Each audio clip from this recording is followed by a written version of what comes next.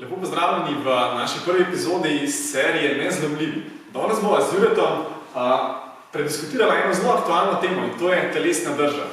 Telesna drža je nek tak ideal, na eni strani lahko lepotni ideal, na drugi strani pogosto slišimo, da je telesna drža tista, ki je mogoče kriva za vaše bolečine v hrbtenici ali pa kakšne druge kronične bolečine. Oziroma, da je telesna drža kriva, da niste sposobni doseči nekega športnega potenciala in podobno. Pa je temu res tako? Ali na to vpliva druge zadeve, da mogoče vas boli v hrbtu? Jure, kakšno je tvoje mnenje o sami telesni drži? Torej, dajte najprej mogoče preveriti, če vašega kolega, ki ga ravnokar gledate v pisarni ali pa vašo partnerja in mu govorite, dajte se popraviti držo, ker ga vidite z računalnikom v slabem položaju, ali je to statična drža ali je to dinamična. To so dva pomembna termina, temelja, bi jaz rekel. Zakaj? Zato, ker mi imamo roka statično držo, ko vašega kolega slikate v tem položaju in si rečemo, to se pa res grdo drži. Pa ni nujno to slaba drža, če ste v tem položaju par minut, pa ste potem v drugem položaju čez par minut takole, pa ste potem malce tako, pa ste potem malce tako. Torej, kaj hočem povedati? Sodite svojo držo potem, koliko položajev ste sposobni z njo dosegati. Torej, kompleksnost je pomembna. Dinamičnost. Torej, da ste v čim več držav sposobni biti čez dan. Ne v eni, tudi ne v takšni drži skozi. Torej, to se mi zdi ključno za vaše zdravje. Torej, kompleksnost drži. Se pravi, po moje, tukaj hočeš tudi to povedati, se pravi, pogosto je tudi ta zadeva, ko zdravnik na sistematskem pregledu te postavi, pa reče, vi imate pa slabo držo, ne? Nekdo v bistvu malo stoji tako, ali pa se malo naslovim tako, vi imate pa slabo držo, dajte popraviti držo, ker vam bo to prinašalo neke težave. Pa temu ni tako, ne? Se pravi, važno je, kako se potem mi gibljamo in vse skupaj. Ok, lahko je drža problematična, če cel dan potem preživimo v nekem takem položaju, kar nas v bistvu... Pa če imate res bolečino v tej drži, če res stojite minuto, pa vas že začne boleti hrbet, je očitno statična drža lahko problem. Drugače pa verjetno veliko bolj ta dinamika gibanja, ker tudi če bi pogledali vrhunske športnike, Michael Phelps ali pa Michael Johnson, vrhunski plavalec, vrhunski atlet. Johnson je tekel v izrazito ekstenzijski drži, Phelps kifotična drža. Recimo, če pogledamo po različnih športih, poklicih, športih kot so bokseri, wrestling, bojkoborci, so zelo v zaprti drži naprej, imajo statično držo dosti kifotično. Bi si rekel, zelo slaba drža.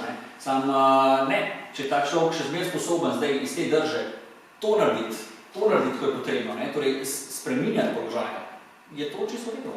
Torej, kompleksnost je spet pomembna, da imate sposobnost spremeniti. Ok, zdaj pa mogoče pol ukrepati, se pravi kaj, če imajo ljudje potem, da vidijo, da se zadeva slabša, takrat verjetno smiselno, ali pa če vidimo, da te zadeve prinašajo tudi neke težave povezane s tem, ne? Ja, če res vidimo, da je ta drža vodila bolečino, to bi jaz rekel, je en razlog, zakaj nas drža not, pa drug razlog je estetika. Če vidite, da imate statično držo zelo neestetsko, neprivlačno, torej zaprta je ponad takšna drža, tista, ki jo imamo za manj privlačno, malce bolj odprta je tista, ki jo imamo za manj. Kako je tudi kaj s tem psihološkim ozadjem? Ja, psihološko je zelo povezano z vašim počutjem oziroma z vašim pogledom na svet. Torej, generalnova drža, vemo kakšno je, to prav general mora biti odločen. Odločen človek ni zaprt, boječ in skrit, ampak se upa pokazati prsa. Prsa so tisti naš del, ki je bolj šibek kot hrbet. Zato pokažite prsa, zato se mi zdi pomembno, da trenirani ljudje, ki trenirajo uravnoteženo, tudi dobijo malce na tej mogoče psihični samozavesti in se bolj čvrsto postavijo. Je pa res, da se vede, ne pa zdaj pretiravati v druge ekstreme, imamo pa ljudje, ki so pa potem v kakšnih drugih športih, kot je balet, ples in tako, so pa gosto zelo v odprti drži. Pretirano ekstenzijski, mislim, vse čas. Pretirano mesego, v enem delu. Problem tukaj potem, Ok, ampak vseeno pa verjetno je določene stvari, da vidimo, da so težave, da potem fajn tudi odpravljati. In bo zdaj kar prikazala ene par takih najbolj pogostih težav, pa mogoče kako te zadeve potem tudi reševati. Ok. Zdaj vam bova z Juretom prikazala neki vaj, kadar je problem predrži predvsem v zgornjem prsnem delu hrbtenice. Zdaj Jure bo začel najprej z eno vajo, kjer v bistvu gre za dihanje, ker za začetek kar postavimo roke gor na prsni koš in probamo pri samem dihanju čim bolj odpreti prsni koš, tako da se v bistvu čim bolj razpre v vse možne smeri in potem pri izdihu se skrči.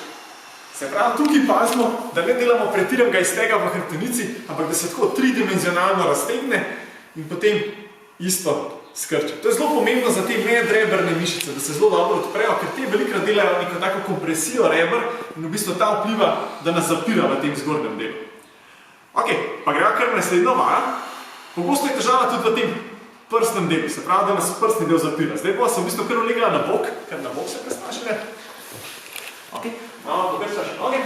Ok, z nogam, ki jih pokrčimo, v bistvu zagotovimo ustrezno stabilnost v tem delu, da nas ne bo vračal. Dajmo pokrčati obe roke. Takole. Ok, začnemo komolc na komolc. Tukaj pazimo, da nimamo preveč poudarjene krivine. Rajšmo na bolj izravnamo. Ok, in gremo zdaj odpiranje. Se pravi, s pogledom samo sredimo komolco in fino odpremo. Noga ostaja na nogi in probamo čim bolj odpreti v tem prstnem delu.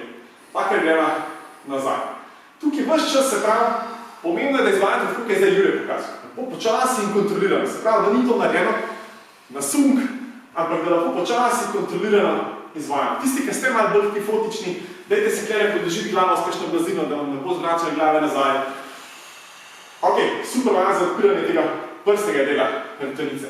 Pa gremo zdaj kar eno vajo pokazati v stoje, isto v bistvu za sam prstni del hrbtenice, nič kaj posebnega ne rabite, samo steno, tam bo vsem zadosti. Dajva kar komolce, Jure, začetek na steno nasloniti. Ok. Tukaj se pravi zelo pomembno, da boste zdaj počasi in kontrolirano, lahko imate noge, tako kot Jure, sporedno, lahko tudi, če vam je lažje, eno nogo naprej, eno nazaj postavite. In zdaj se boste počasi približevali s tem prstnim delom naprej proti steni. Ok.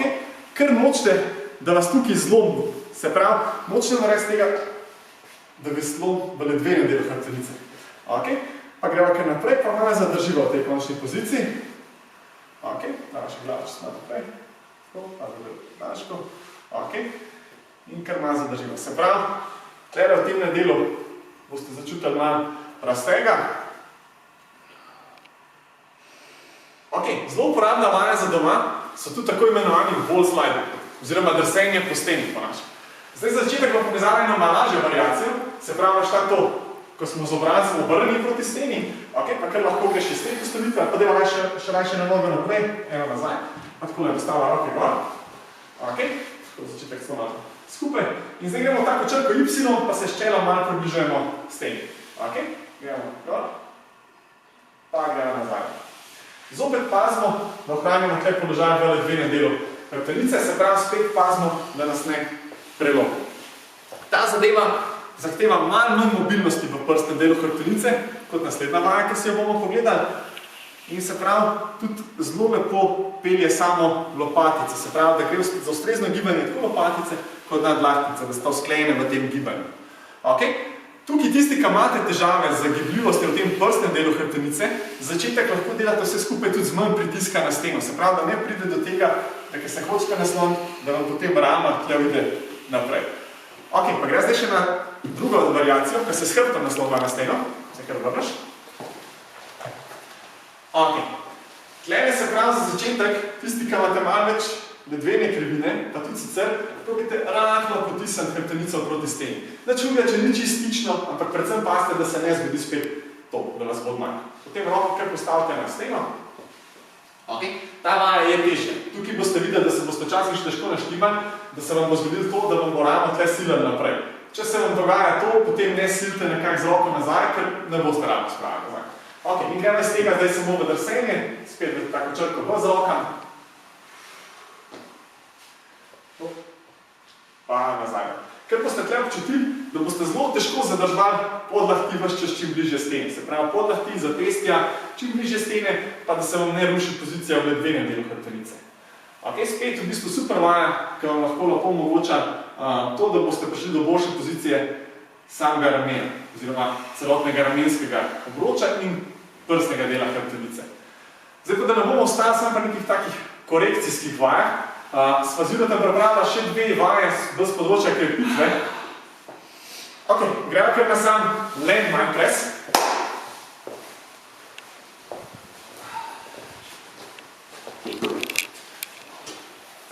Ok, tukaj rabite drog.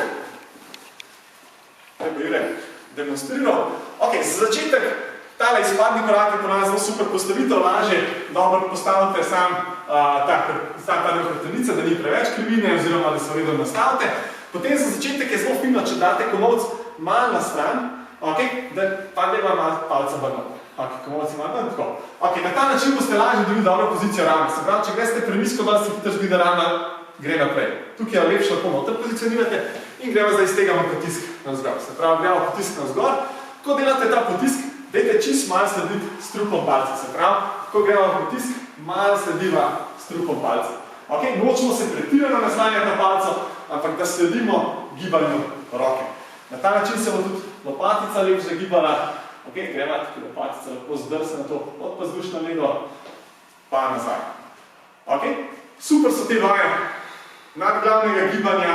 Tukaj je prednost predvsem ta, da imamo malo manj gibljivosti, lažje nadzorujemo kot pri klasičnih potiskih z ročko, ker gre vseeno za malo gibanja po diagonali. Pa še ena taka zelo pogosta vaja, ko pride zelo prav, je enoročno veslanje. Gre kaj še to pogledati? Ja, pa kar tam se predstavlja, ker odložiš palco.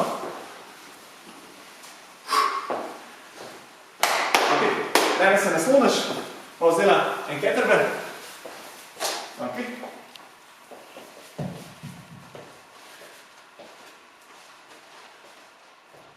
Tukaj spet najprej najdete ta prav položaj v ledenem delu hrbtenice in gremo zdaj kar enoročno veslanje.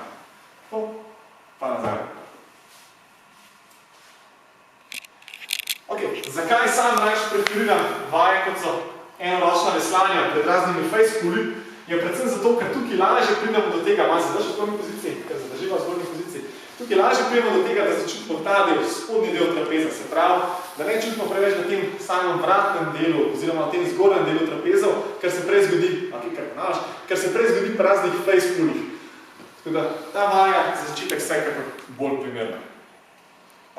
To je nakratko to, kar se tiče samih vaj za izboljšanje telesne drže. Zdaj je sicer veliko bolj kompleksna, velikrat, kot sva prikazala zdaj tudi midva na hitro, tako da verjamem, da če se mrzkomu pojavlja kakšna taka težava, pa ima vprašanje za nas, najde nas na mailu info@kindital.si, lahko piše tudi direkt meni, oziroma Juretu, ali pa kakšnemu drugemu članu naše ekipe, tako da upam, da je bila ta zadeva koristna in se vidimo v drugi epizodi. Čau!